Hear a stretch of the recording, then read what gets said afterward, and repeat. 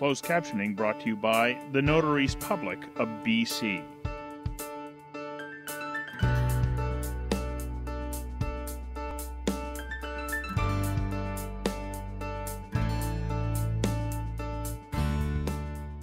Joining us now is Rhonda Parker from Cruise Experts Travel. Hey there, Rhonda. Hi. Rhonda, Pat Kopp, our person of the week, loves her travel. And of course, this is your area of expertise, especially the cruises. Yes. Why is cruising such a great thing? You get to go to multiple destinations, you get to experience multiple different areas, and you only have to unpack once. So once you get there, you're on your journey instead of packing and unpacking, and you get to see a lot of the world. So you can get maximum experience and minimize stress. Exactly. I think there's a feeling that it's something just for a certain type of person. Who are on cruise ships these days? The cruisers start at probably 20 to 25 years old, and they go all the way up to the 90s to 100s. They have different cruise lines that are built for different demographics, for different types of people, for different interests. They have the smaller ones, they have the larger ones. So what we try and do is match what your interests are to what you want to experience. And by doing that, we could pretty well put you anywhere in the world. So maybe walk through for 2 or 3 decades what a holiday might look like. So someone in their 50s is going to want something probably a lot more active than someone in their 80s. That's right. So if you're in your 50s, what we probably would look at is probably something more that gives you the type of ship or the itinerary that allows you to be a little bit more independent, so that you're dropped off in the middle of the city, we'll just say Helsinki for instance, and you want to take your bikes and off you go, do a bike around the city. If you're looking at somebody at 60 that wants to have a little bit more culture, so they want to maybe see a theater or they want to just get the history, so then you're going to have organized activities that way. 70s and 80s, you're going to find that people want to probably go and see gardens, not so much some of the history. Sometimes the history is, you're on the move all the time, wherever you're going. So they want to kind of meander a little bit more and maybe do a little bit of shopping, that kind of thing. So it will give you that experience as well. So you do have all the different age range and the different ships as well.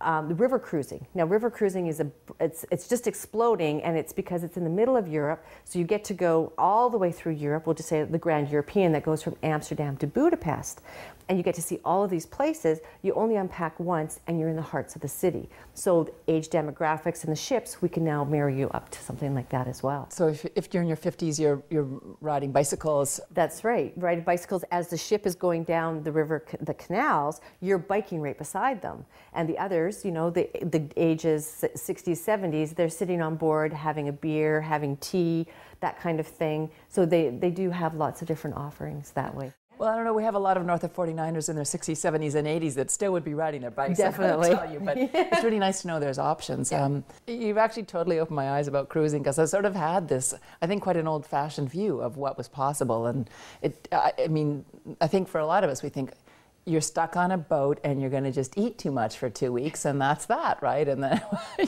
a shuffleboard, right? Yeah. And it is so not that. No, there's so many activities that you can, your day can be very full, or it doesn't need to be. And there are different cruises, again, that will address that. Also, minimizing stress around things like flights, because one of the reasons you pick a cruise is that you don't have the hassle of airports. But if you want to get to the cruise, you sometimes have to do a lot of flying. So how do you deal with that? So when we look at itineraries that would maybe do one-way flights, so we'll just say a Panama Canal, you can fly to Florida and cruise back to Vancouver. Sometimes also getting off in Victoria, being, of course, on the island.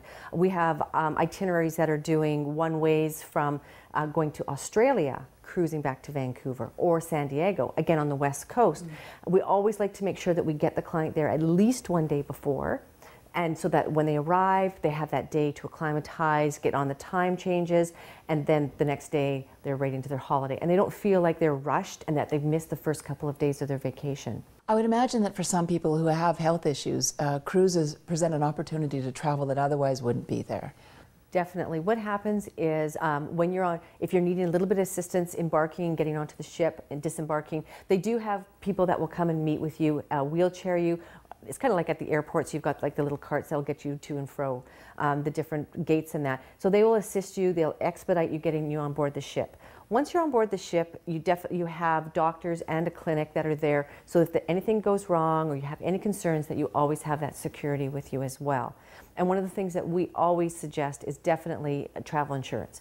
And we have very competitive travel packages that we offer to our clients, and it's just really important that you talk about that. It always seems to be that people will say, yes, I want to go on a trip, and then they don't want to discuss that one aspect. But that covers you for many things that happen within our world. Rhonda, I'm completely inspired. Thank you so much. You're welcome. North of 49, a guide to the rest of your life.